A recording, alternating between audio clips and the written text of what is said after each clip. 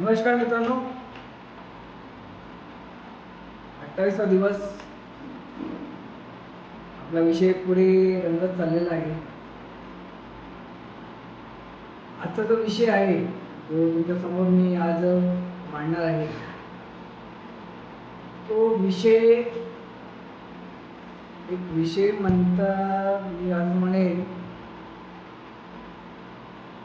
तो सर्वांमध्ये आहे आणि त्या विषयाचं नाव आहे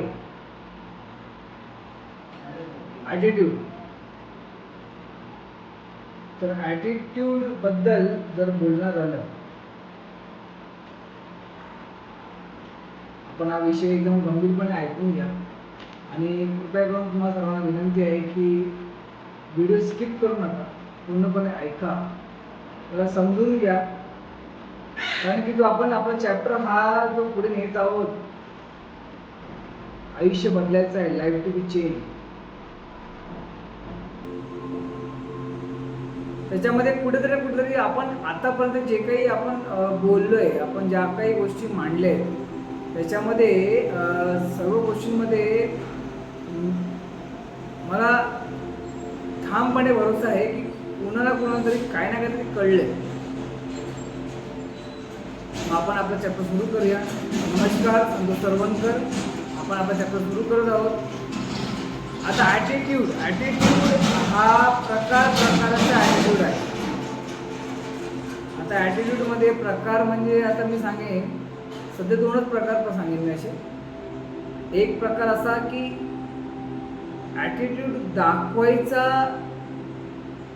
चांगला आणि वाईट, या दोन्ही गोष्टी डिपेंड करतात त्या सिच्युएशनला किंवा त्या अशा काही घटनेला. पण वाईट ॲटिट्यूड म्हणजे चुकीचा ॲटिट्यूड ठेवणं हा थोडासा आपण कमी केला पाहिजे. आपण म्हणजे आपण वाईट ॲटिट्यूड म्हणजे असं म्हणत नाही मी की ॲटिट्यूड नाही पाहिजे माणसामध्ये. ॲटिट्यूड हा एक स्वाभाविक आहे, ॲटिट्यूड असलाच पाहिजे. ॲटिट्यूडचा डेफिनेशन म्हणजे ॲटिट्यूड हा समोरच्याला की मी कसा रिप्रेझेंट करतो स्वतःला. मी जर कुठल्याही व्यक्तीशी बोलताना माझ्या बोलण्याची जी पद्धत आहे किंवा मी आय कॉन्टॅक्ट मी त्याला कसा एक्सप्लेन करतोय, त्याला काय समजून घेतोय. फर्स्ट ऑफ ऑल, समोरचा व्यक्ती जर मला आपल्याला सांगत असेल तर आपण त्याचं ऐकून घ्या आधी. पहिला का ऐकून घ्या की आपल्याला तो सांगतोय तर त्याच्या मागे काही कारण असेल तर तो सांगतोय, असं तर सांगणार नाही. आपण काय करतो, काय करतो, तू आता बोलून घे, मी ऐकतो आणि नंतर मग आता झालं तुझं बोलून, आता मी बोलतो. हा ॲटिट्यूड चुकीचा आहे. Learn to understand, not to reply.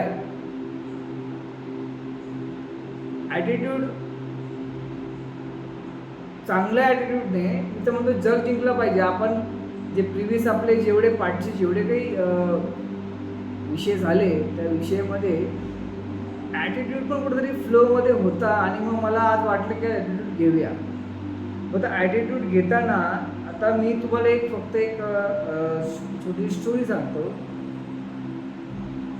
एका मोठ्या गावामध्ये एकच घर होतं. म्हणजे बाकी सर्व पूर्ण एक साईडला घर होते आणि एकच घर ते एक लांब होतं आणि त्या घरासमोर एवढं मोठं शेत होतं.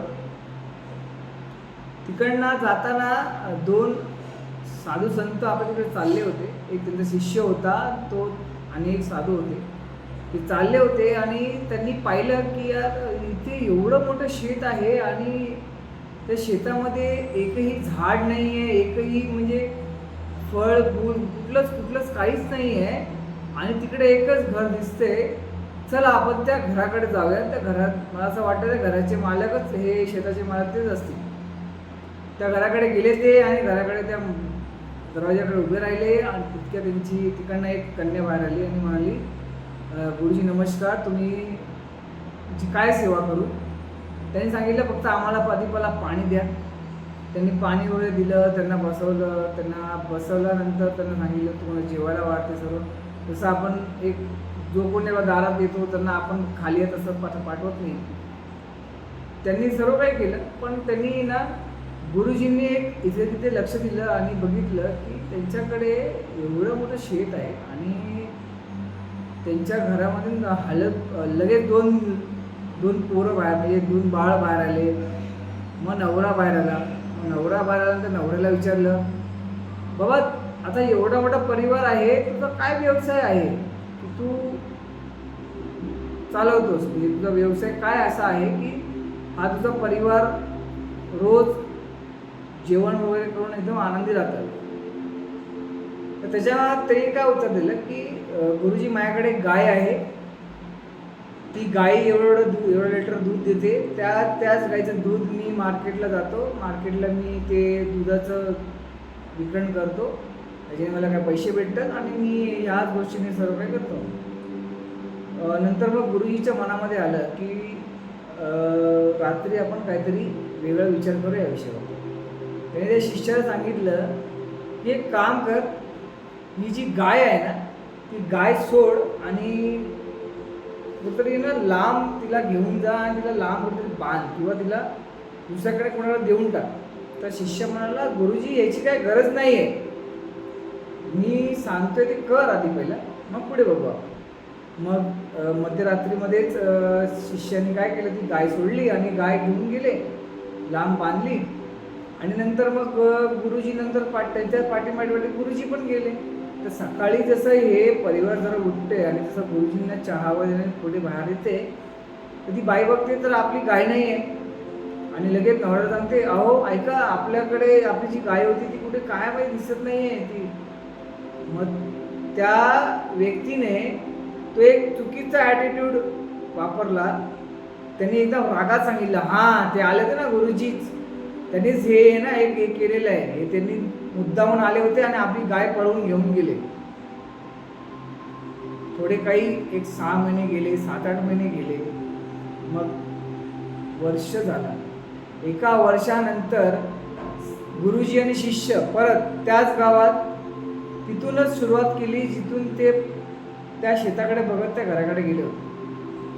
जेव्हा त्यांनी ते पूर्ण शेत पाहिलं तर पूर्ण शेत हिरवंगार, एकदम सर्व तांदूळ हे सर्व काही खूप काही लागलं नव्हतं त्याच्यावरती.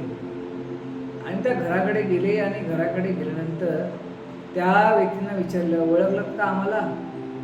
तर त्यांनी लगेच लोटांगण घातले त्यांच्याकडे, गुरुजीकडे, आणि गुरुजीने सांगितलं, गुरुजी खरंच तुम्ही जे काही केलं ना त्याच्यामुळे मला खूप काही कळलं. तेव्हा गुरुजींनी त्यांना उत्तर दिलं, बाळा तू ज्या जनावरावरती निर्भर होतास ते तुला आयुष्यभर पुरणार नव्हतं. त्या जनावराचा आज नाही तर उद्या त्याचा मृत्यू झाला असता, तेव्हा तू काय केलं असतंस? तू काहीच केलं नसतंस. It is a great attitude. तू काहीच केलं नसतंस. आज बघ, मी तुझी गाय कुठे पळून नेली नाही, कुठे नेली नाही, मी दुसऱ्या गावात ती गाय ठेवलेली आहे. ती गाय तुला परत येईल पण आज ती गाय नसल्यामुळे तुझ्या डोक्यामधला जो काही मी त्याला ॲटिट्यूड नाही म्हणणार, त्याला असं म्हणणार की आपला मेंदू तेवढंच होता की मला एवढंच पाहिजे, मी लिमिटेड एवढं ठेवलं होतं. त्यांनी ते ओपन अप झाल्यानंतर त्यांनी बघितलं की माझ्याकडे एवढं सर्व काय आहे आणि मी खूप काय करू शकतो. त्यांनी जेव्हा ते करायला सुरुवात केली आणि आज मी ते तरी सरळ सांगितलं, गुरुजी मी आज एवढं आनंदी आहे की माझ्याकडे शेत एवढं भरवलेलं आहे आणि माझ्या शेतामध्ये मला एवढी जी पिकवण, जे काय पीक वगैरे येतं आहे, ज्याच्याने मी दुप्पट वेगाने मी माझं जी काय माझी ग्रोथ होती, म्हणजे माझ्या ग्रोथमध्ये, माझ्या परिवारामध्ये, माझ्या मुलांच्या शिक्षणामध्ये मी एवढं प्रगती केली आज की मी आज स्वतःला समजू शकत नाही की मी एवढा उंच जाऊ शकत असतो. ह्याच्यावरून सांगतो, तुम्ही एक टेस्ट करा ना.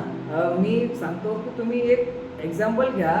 आजच्या जेवढे पण तुमच्या समोर लोक येतात, सक्सेसफुल आणि अनसक्सेसफुल, आता जे सक्सेसफुल झालेले आहेत लाईफमध्ये त्यांना नोट करा, म्हणजे 2 कॉलम करा, सक्सेसफुल अनसक्सेसफुल.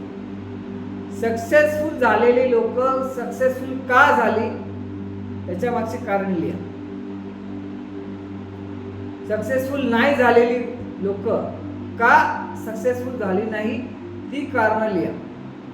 दोघांमध्ये तुम्ही जेव्हा अंतर बघाल तेव्हा तुम्हाला ॲटिट्यूड समजेल. ॲटिट्यूडचा हा अर्थ समजेल की हे सक्सेसफुल का झाले आणि हे सक्सेसफुल का नाही झाले. म्हणजे प्रगती करणारे जे व्यक्तींमध्ये त्यांचा ॲटिट्यूड, त्यांचा स्वभाव, त्यांचा नम्रता कशी काय काय होतं, त्याच्या डोक्यात त्यांचे काय विचार होते, आणि जे आज प्रगती करतच नाही आहेत, त्यांची प्रगतीच झाली नाही आहे, त्यांचे विचार, त्यांचा स्वभाव, त्यांचं काय काय होतं, या गोष्टी जर आपण आपल्या लाईफमध्ये अप्लाय केल्या, मला असं वाटतं की 102% आपण सर्व म्हणजे आपल्या लाईफमध्ये जो चॅप्टर चालला लाईफ टू बी चेंज, आणि हे होणारच आहे. तुम्ही आणि आम्ही आपण सर्व एकत्र येऊन आपल्या आयुष्याला बदलायचं आहे. हा सिरीज जाणार आहे, पुढे पुढे वाढत जाणार आहे. आता पुढे रक्षाबंधन येते आहे, त्यासाठी आपण स्पेशल एक काहीतरी रक्षाबंधनवरती पण एक आपण टॉपिक सेटअप करणार आहोत. रोज जुळत राहतो तुमच्यासोबत, मला खूप आनंद वाटतो. आणि तुम्ही माझ्यासोबत जे तुम्ही जो काय प्रेम देताय मला, त्याचे तुमचे खूप खूप आभार. हात जोडून तुम्हाला नमस्कार. जे कोणी बघतंय मला, म्हणजे माझे मित्र मैत्रिणी, मित्र, भाऊ, आजी, आई कोणीही बघते मला, सर्वांना मी तेवढं सांगतो की आज जर आपण जी काय सुरुवात केली आहे ती सुरुवात अखेरपर्यंत थांबवायची नाही. जर केली आहे तर करायची आहे तर पूर्णच करायची आहे. जोपर्यंत जिंकत नाही तोपर्यंत ते 10 वेळा पडलं तरी चालेल, पण मी जिंकणार म्हणजे जिंकणार हा विश्वास माझ्यामध्ये पाहिजेच. जर हा विश्वास आपल्यामध्ये आला तर आपल्यामध्ये ॲटिट्यूड हा विषय ग्रॅमॅटिकली म्हणजे तो चुकीचा नसतोच. असं काही बोलत नाही, एवढंच बोलतो. सबस्क्राईब करा, लाईक करा, शेअर करा, कम्युनिटी सेटअप करा. आणि आता मी एवढं बोलून रोज बोलतोय की मला एक तुमच्याकडनं काही तुमच्याकडनं टॉपिक्स काय असतील तर मला मेसेजवरती ॲटलिस्ट एक ड्राफ्ट तर करा की बाबा या विषयावरती बोलायचं आहे मला, या विषयावरती आपण तुम्ही आणि मी आपल्याला काहीतरी विषय असला पाहिजे. एवढे लोक बघतायत, काहीतरी विषय निघणारच, कसं काय बोलत नाही. उद्या भेटूया. जय महाराष्ट्र.